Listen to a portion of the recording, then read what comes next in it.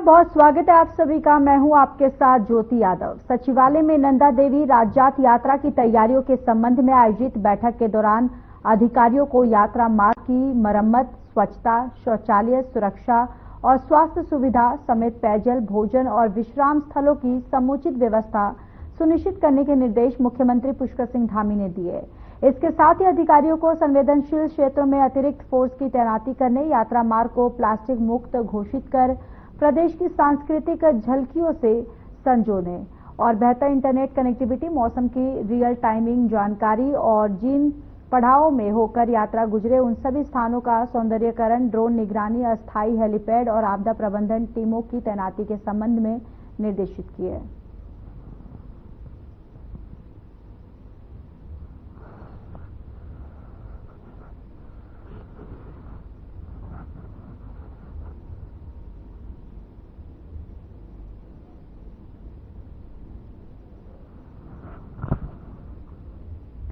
देहरादून की सामावाला स्थित दून कॉम्प्लेक्स में मसूरी विधानसभा क्षेत्र के सक्रिय सदस्यता सम्मेलन में पार्टी के सैकड़ों कार्यकर्ताओं ने भाग लिया। कार्यक्रम की शुरुआत दीप प्रज्वलन और राष्ट्रीय गीत के साथ हुई। कार्यक्रम में मुख्य अतिथि के तौर पर बीजेपी के राष्ट्रीय उपाध्यक्ष और प्रदेश सह प्रभारी रेखा वर्मा ने अपने उद्बोधन में जनसंघ से लेकर भारतीय जनता पार्टी के विश्व की नंबर 1 पार्टी बनने तक के संघर्षमय सफर को विस्तार से बताया। कैबिनेट मंत्री गणेश जोशी ने अपने संबोधन में कहा कि बीजेपी केवल राजनीतिक दल नहीं बल्कि एक विचारधारा है जो सबका साथ, सबका विकास, सबका विश्वास और सबका प्रयास के उनके सिद्धांतों पर कार्य कर रही है।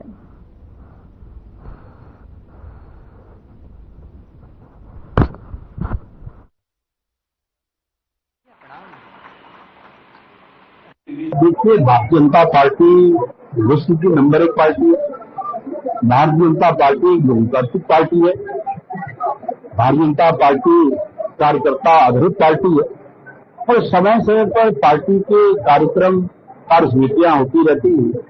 और आज मसूरी विधानसभा की जो सक्रिय सदस्य हैं उनकी कार्यशाला का आयोजन यहाँ पर किया गया है और जो पार्टी के आगामी कार्यक्रम हैं उन पर चर्चा हुई और 11 साल के अंदर माननीय प्रधानमंत्री मोदी जी के नेतृत्व में भारत जिन ऊंचाइयों पर पहुंचा है उन सब विषयों पर चर्चा हुई है।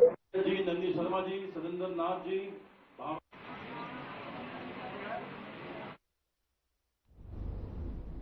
मुख्यमंत्री पुष्कर सिंह धामी ने ओहो हिल यात्रा के चौथे संस्करण रजत से स्वर्ण की ओर के समापन कार्यक्रम में प्रतिभाग किया।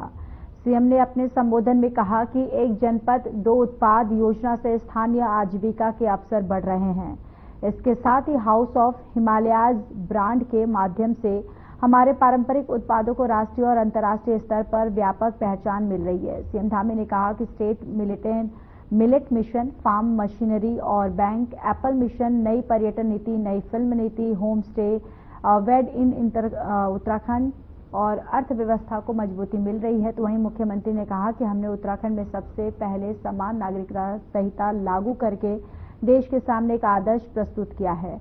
हमने एक और जहां उत्तराखंड में देश का सबसे कठोर नकल विरोधी कानून लागू किया है तो वही धर्मांतरण रोकने के लिए भी कानून बनाया।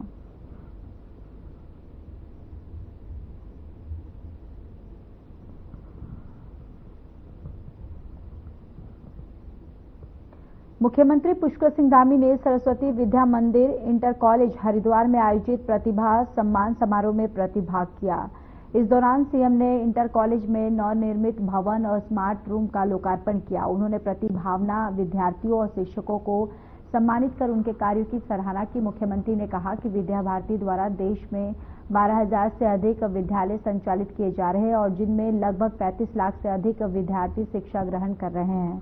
उच्च शिक्षा के क्षेत्र में भी विद्या भारती द्वारा 50 से अधिक महाविद्यालय और एक विश्वविद्यालय का संचालन किया जा रहा है, जिसके माध्यम से विद्यार्थियों को आधुनिक शिक्षा दी जा रही है। तो वहीं मुख्यमंत्री ने कहा कि प्रधानमंत्री नरेंद्र मोदी के नेतृत्व में राज्य सरकार प्रदेश की शिक्षा व्यवस्था में निरंतर सुधार कर रही है। विद्यालयों में एनसीईआरटी की पाठ्य पुस्तकें अनिवार्य की गई हैं।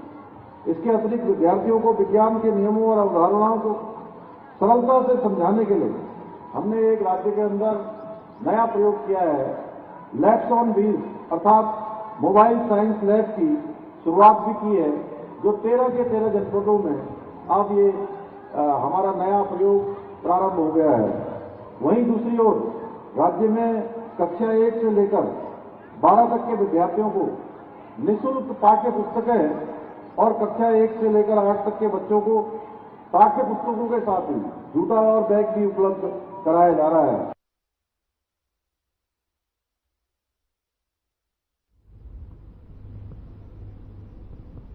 मुख्यमंत्री पुष्कर सिंह धामी ने बीते दिन खटीमा में गौरव सैनिक सम्मान समारोह में प्रतिभाग किया, जिसके चलते मुख्यमंत्री ने कई घोषणाएं भी की, जिसमें पूर्व सैनिक वीरांगनाओं और पुत्री को ड्रोन दीदी के रूप में रोजगार परख ड्रोन का प्रशिक्षण दिलाया जाएगा। साथ ही 60 वर्ष से अधिक बुजुर्ग और पूर्व सैनिक और उनकी पत्नियों और पूर्व सैनिकों की वीरांगनाओं को और वीर नारियों को निःशुल्क बद्री धाम की यात्रा कराई जाएगी। इसके अलावा सीएम ने परमवीर चक्र विजेताओं को उत्तराखंड सरकार द्वारा 1,50 लाख रुपए की सम्मान राशि देने की घोषणा की।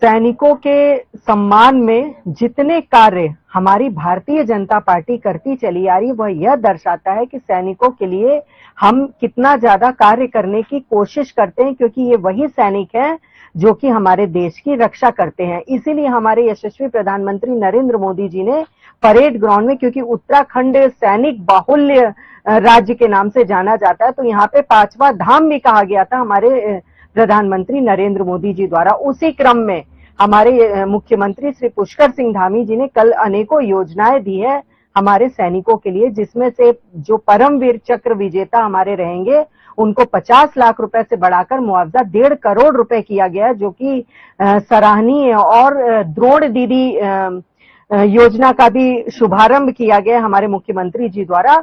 और जो हमारी महिलाएं हैं, सैनिक बुजुर्ग महिलाएं हैं, उनको वीरांगनाएं हैं, उनको फ्री में बद्रीनाथ धाम के दर्शन भी कराया जाएगा, जो 60 वर्ष से ऊपर की हैं। जगदीश सिंह, नैनीताल हल्द्वानी से लांस नायक मोहन चंद गोस्वामी, अशोक चक्र विजेता।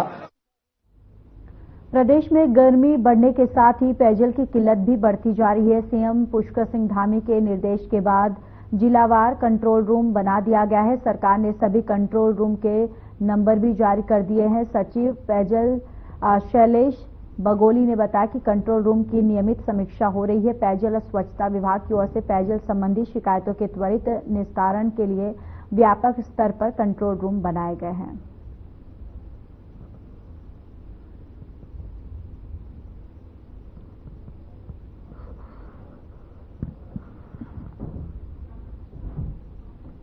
खबर देहरादून से है, जहां 12 अप्रैल हनुमान जयंती के पावन अवसर पर शहर में भव्य शोभा यात्रा का आयोजन किया जा रहा है, जिसको लेकर पृथ्वीनाथ महादेव मंदिर के सेवादार संजय गर्ग ने बताया कि अखिल भारतीय अखाड़ा परिषद के अध्यक्ष महंत श्री श्री 108 रविंद्र पुरी जी महाराज के सानिध्य में यह भव्य आयोजन किया जा रहा है। उन्होंने बताया कि कई ऐसे भक्त हैं जो सैकड़ों किलोमीटर दूर स्थित राम मंदिर है, वहां तक भक्त जो है पहुंचने में सक्षम नहीं है।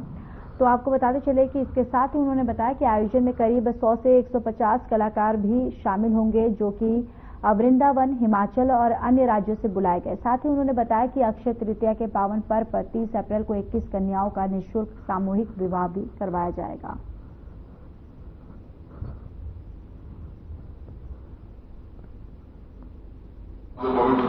धर्म, समाज, देश प्रेम से जुड़ा ये आयोजन है, जो हमेशा श्री हनुमान जन्मोत्सव के पावन पर्व पर होता है। और हनुमान जो जन्मोत्सव है वो डेट से नहीं होता, हिंदुओं के सभी त्योहार वो तिथि से होता है।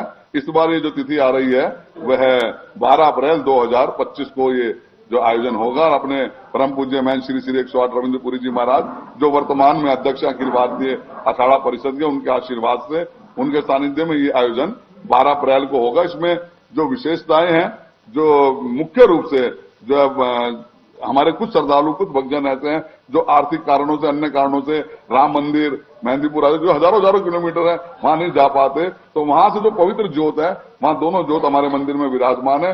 और 12 तारीख को वो भक्तों के दर्शनार्थ वो ज्योत उसमें भ्रमण पर रहेंगी। पुरी जी महाराज जो वर्तमान में अखिल भारतीय अखाड़ा परिषद के अध्यक्ष भी हैं।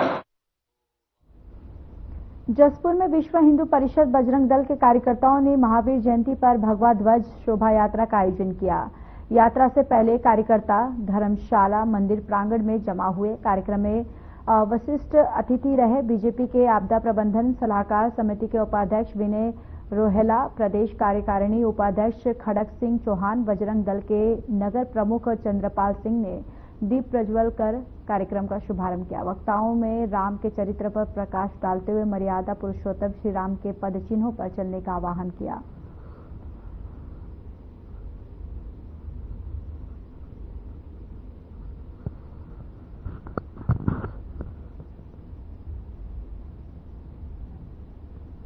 संलिप्त होकर भगवान राम की शुभाशीष हम सबको मिले, जसपुर में उन्नति और प्रगति के रास्ते खुले। आज उन्नति और प्रगति जसपुर के अंदर विभिन्न आयामों से आ रही है। निश्चित रूप से जसपुर के अंतर्गत आज राष्ट्रीय ध्वज लगा है, जो उत्तराखंड में सबसे पहला लगा था। टैंक लगा है, इसी के साथ प्लेन लगा है। चिड़ियाघर यहाँ पे स्वीकृत हुआ है। साथ ही आकाशवाणी रेडियो का अब जल्दी उद्घाटन होने वाला है। Kashipur to Dharampur railway line भी अब अपनी परिणति की ओर पहुंच चुकी है, जिसमें बजट स्वीकृति का अवलोकन करने के लिए फाइनल सर्वे होकर अंतिम दौर में पत्रावलियां रेल मंत्रालय में चल रही है। मैं समझता हूं कि आने वाला जसपुर अब से विकसित जसपुर होगा। अब तक ये पिछड़ा जसपुर माना जा रहा था, लेकिन अब लोग कह रहे हैं कि जसपुर के अंदर विकास हो रहा है। लोगों ने बताया कि जसपुर के अंतर्गत जो है जल भराव की समस्या है। सागर जी, आज श्री महावीर जयंती है, हनुमान जन्म उत्सव है आज। इसके उपलक्ष्य में विश्व हिंदू परिषद और बजरंग दल वालों ने एक यात्रा का आयोजन किया है और भगवान राम के चरित्र पर जो प्रकाश डाला है, आज एक गोष्ठी भी हुई है, कार्यक्रम किया गया है और उसी के माध्यम से आज रैली निकाली जा रही है। भगवान राम के लीला पर प्रकाश डाला हुआ है। भगवान राम के चरित्र से संपूर्ण मानव जाति को जो सीखने को मिलता है।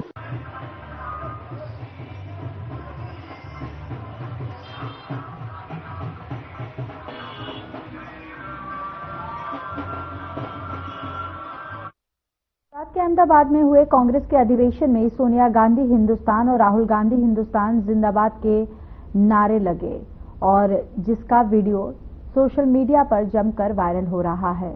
तो वहीं इस वीडियो को लेकर बीजेपी ने कांग्रेस पर वार किया है। बीजेपी मीडिया प्रभारी मनवीर चौहान ने कहा कि कांग्रेस पार्टी परिवारवाद और एक ही परिवार की पार्टी है। ये नारे आज नहीं बल्कि इंदिरा गांधी के समय से लगाते आ रहे हैं। मनवीर चौहान ने कहा कि कांग्रेस के लिए पार्टी पहले है और देश बाद में, इसलिए कांग्रेस परंपरा को आगे बढ़ा रही है।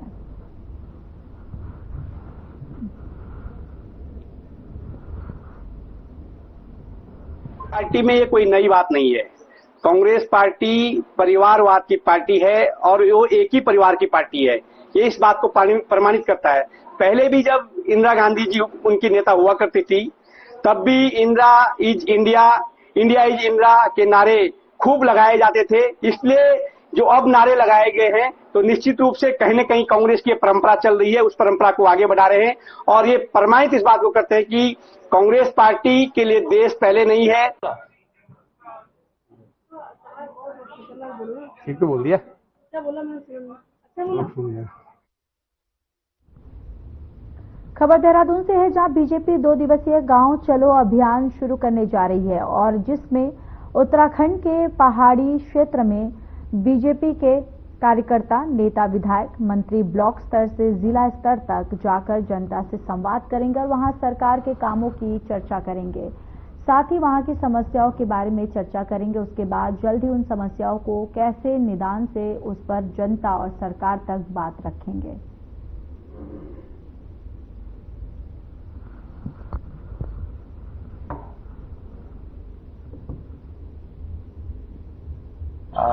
गांव-गांव चलो अभियान है, जिसके अंतर्गत हमारे जो जितने भी हमारे जनप्रतिनिधि हैं, चाहे विधायक हों, चाहे सांसद हों, चाहे हमारे प्रदेश के पदाधिकारी हों, हमारे जिले के पदाधिकारी हों, हमारे जो ब्लॉक प्रमुख हैं, वो जिला पंचायत के सदस्य हैं, पार्षद हैं, मेयर हैं, सभी लोगों को जो है गांव-गांव चलो, घर-घर चलो अभियान के तहत रात को चौपाल लगाने के लिए कहा गया और वो उन सब स्थानों को चयनित कर लिया गया। उसकी लिस्टें जो है जिले स्तर पर सभी जिलाध्यक्षों ने उसकी लिस्ट जो है प्रचारित भी कर दी है।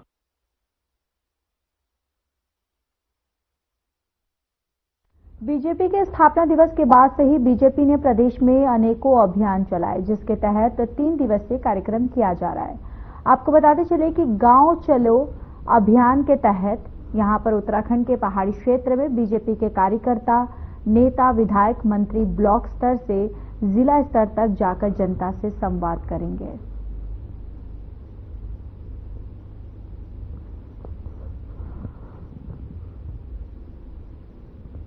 स्थापना दिवस से लेकर 13 तारीख तक हमने कार्यक्रम की रचना बनाई थी। उसके तहत 10, 11, 12 ये 3 दिन हम लोग प्रत्येक मंडल का पदाधिकारी से लेकर ऊपर राष्ट्रीय पदाधिकारी तक किसी एक बूथ पर जाएंगे, गांव में जाएंगे और 8 घंटे का समय गांव में रहेंगे। उसके अलग अलग अहम के कार्यक्रम रखे हुए हैं, जहां हम वहां पर अपनी बूथ कमेटी की टोली से बातचीत करेंगे, वही वहां की समस्याओं को भी सुनेंगे, क्योंकि सत्ता में है तो समस्याएं जो सरकार तक पहुंचानी है उसको हम पहुंचाएंगे। इसके साथ साथ हमारे जो प्राथमिक सदस्य हैं, प्रत्येक सदस्य घर पर झंडा लगे, उसके कुछ वरिष्ठ पुराने कार्यकर्ता है, जनसंघ के कालखंड कार्यकर्ता है।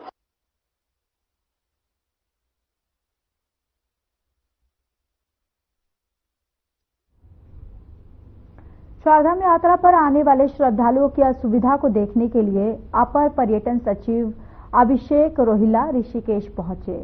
उन्होंने यात्रा पंजीकरण कार्यालय परिसर का विभाग के अधिकारियों के साथ निरीक्षण किया। इस दौरान उन्होंने ऑफलाइन पंजीकरण काउंटर की व्यवस्थाओं की बारीकी से जांच की और श्रद्धालुओं को गर्मी से बचाने के लिए टेंट, पंखे, कूलर की व्यवस्था के साथ पीने के लिए ठंडा पानी, शौचालय और विश्राम गृह की उचित व्यवस्था करने के निर्देश अधिकारियों को दिए। अपर पर्यटन सचिव अभिषेक रोहिला ने बताया कि चारधाम यात्रा पर आने वाले श्रद्धालुओं को ऑफलाइन पंजीकरण कराने में इस बार दिक्कतों का सामना नहीं करना पड़ेगा।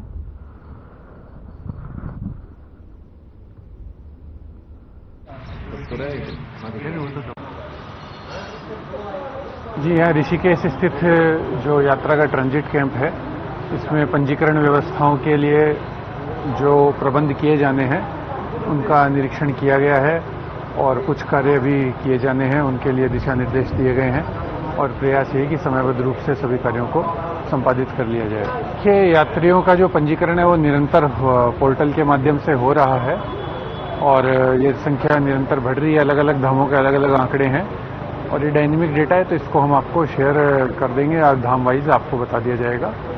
और बड़ी संख्या में यात्री आए, सबका स्वागत है इस चारधाम यात्रा में। और जो भी यात्री ऋषिकेश में आ रहे हैं जिनको पंजीकरण अगर ऑनलाइन नहीं मिलता है तो उनके ऑफलाइन पंजीकरण की व्यवस्था यहाँ ट्रांजिट जो ये हमारा स्थान है ट्रांजिट स्टेशन से करा जाएगा।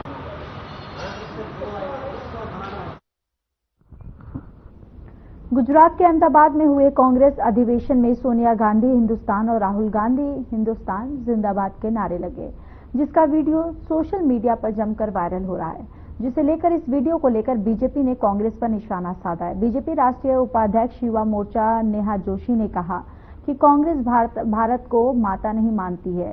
यदि इतिहास उठाया जाए तो कांग्रेस ने नारा लगाया था जिसमें कहा था इंदिरा इज इंडिया और इंडिया इज इंदिरा।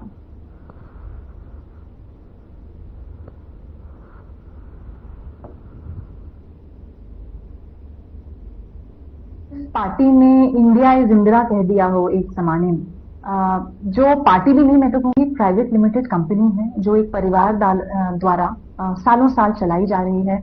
आने वाले समय में कौन नेता होगा, पहले कौन नेता था, एक परिवार विशेष का पूरा आधिपत्य जिस पार्टी पर है, उनसे इससे ज्यादा अपेक्षा नहीं की जाती थी। उन्होंने कभी ना संविधान का सम्मान किया है, उन्होंने ना संविधान निर्माताओं का सम्मान किया और भारत माता का तो वो कॉन्सेप्ट ही नहीं मानते हैं। तो आप उनके मुंह से ऐसे ही नारे सुनेंगे, आप उनसे भारत माता की जय अगर कहने को कहेंगे तो उनकी पार्टी में नोटिस जारी हो जाता है अगर कांग्रेस का कोई नेता भारत माता की जय कह दे। कई बार हमने ऑन कैमरा देखा है कि ऐसे वीडियो सामने आते हैं जब कोई कार्यकर्ता अगर भारत माता की जय नारा लगा दे तो उसको पार्टी से निष्कासित तक कर दिया जाता है, उसको तुरंत डांट पड़ जाती है।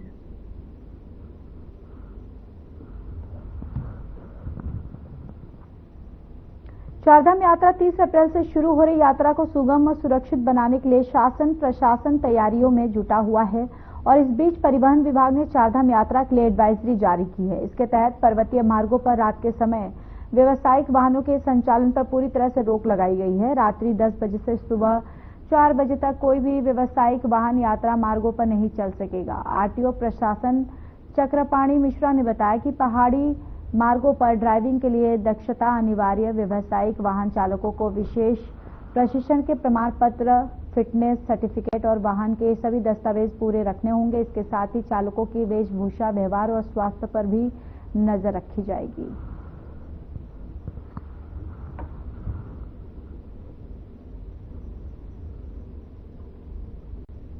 निर्धारित किया गया है, हमारे नियमावली में भी है कि चप्पल पहन के वाहन संचालित न किया जाए।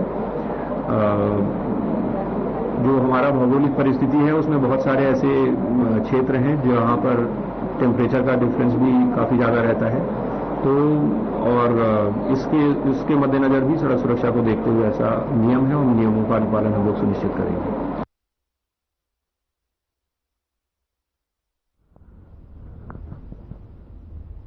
बुधवार को हुई मूसलाधार बारिश से थराली और आसपास के क्षेत्र में काफी नुकसान देखने को मिला, जिसे लेकर थराली विधायक भोपाल राम टमटा ने आपदा प्रभावित क्षेत्र का निरीक्षण किया। नगर क्षेत्र थराली में नगर पंचायत अध्यक्ष सुनीता रावत ने भी आपदा प्रभावित क्षेत्र का निरीक्षण किया।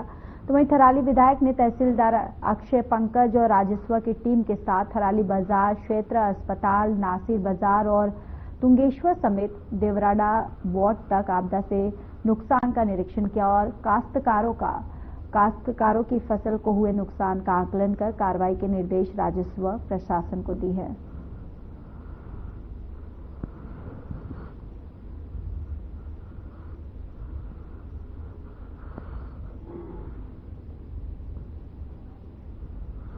नीचे को उतरा तो उसने कहीं न कहीं कटाव भी किया है, साथ साथ मलबा भी लाए हैं बहुत सारे। जैसे हमारे रामलीला मैदान के बगल पर कई गाड़ियां मलबे से दब गई थी। और इस क्षेत्र में भी मैं अभी बैठा तक गया हूं, तुंगेश्वर से आगे भी गया हूं।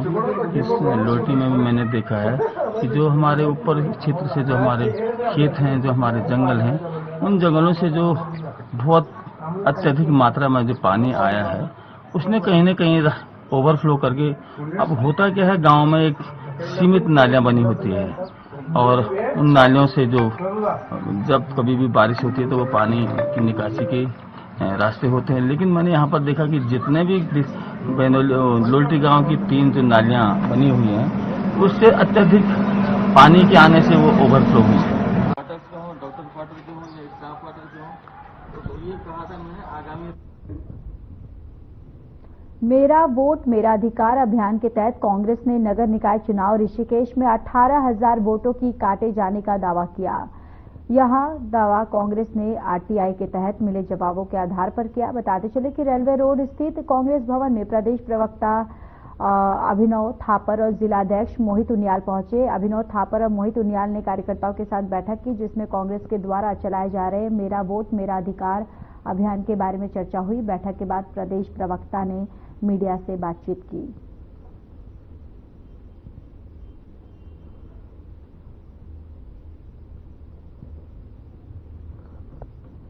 प्रदेश कांग्रेस कमेटी द्वारा मेरा वोट मेरा अधिकार अभियान चलाया जा रहा है पूरे उत्तराखंड की 102 नगर पालिका, नगर निगम, नगर पंचायतों में।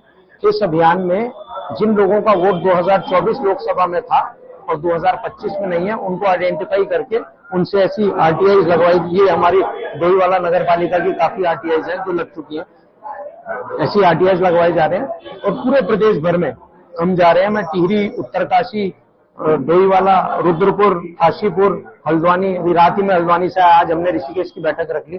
हम प्रदेश में जा जाके हर जगह अपनी डिस्ट्रिक्ट कमेटी, महानगर कमेटी के साथ एक कार्यक्रम कर रहे हैं। 10% वार्ड हर नगर पालिका, नगर निगम में चिन्हित किए जाएंगे, जहां हम डोर टू डोर कैंपेन करेंगे। एक बार पढ़ रहा था कि कल एक पेशी हुई जिसमें शिकायतकर्ता और जिसके खिलाफ शिकायत है, जो इस समय महापौर हैं शंभू पासवान जी, और एक 5 या 6 सदस्यीय कमेटी जिसमें उप जिलाधिकारी ऋषिकेश भी हैं, वो बनाई गई, जिसमें शंभू पासवान जो महापौर हैं उनके प्रमाण पत्र, जाति प्रमाण पत्र की जांच के लिए कमेटी थी। लेकिन अखबार में एक बयान था शंभू पासवान जी का कि मैं टिहरी में रहा हूं और टिहरी विस्थापित हूं, शायद उनको जानकारी का अभाव है टिहरी में रहना और विस्थापन होना दोनों में जमीन आसमान का अंतर है। जैसे मैं हूं, मेरा खेत है, मेरा गांव है टिहरी के अंदर, मेरा खेत आया है तो मैं आंशिक रूप से विस्थापित हूं, पूर्ण रूप से विस्थापित नहीं हूं। लेकिन जिसका घर जैसे बल्डियाना वाले हो गए, डोबरा वाले हो गए, और टिहरी के जो शहरी क्षेत्र में जैसे थापर जी वगैरह हो गए, शहरी क्षेत्र में जो लोग रह रहे थे, उनको जो पूर्ण रूप से जिनका सब कुछ डूब गया, जिनका सब कुछ जमीन जायदाद सब कुछ खत्म हो गई, वो पूर्ण रूप से टिहरी विस्थापित मानेंगे। जैसे और जो फाइनल लिस्ट आई 29 दिसंबर 2024।